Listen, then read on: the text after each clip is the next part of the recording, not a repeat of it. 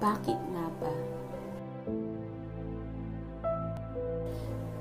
Paano nga ba nagsimula ang lahat? Paano ba nabuo ang mundo? Bakit mas malaki ang karagatan kumpara sa lupang tinatayuan ng tao? Bakit ang ulap ay tila kay hirap abutin? Sadyang ginawa nga ba ito upang pagmasdan lamang at mahalin sa malayo? Napakaraming tanong na mahirap tuklasin ang sagot. Ngunit sa dinami-dami ng tanong, iisa lamang ang tanging nais kong malaman.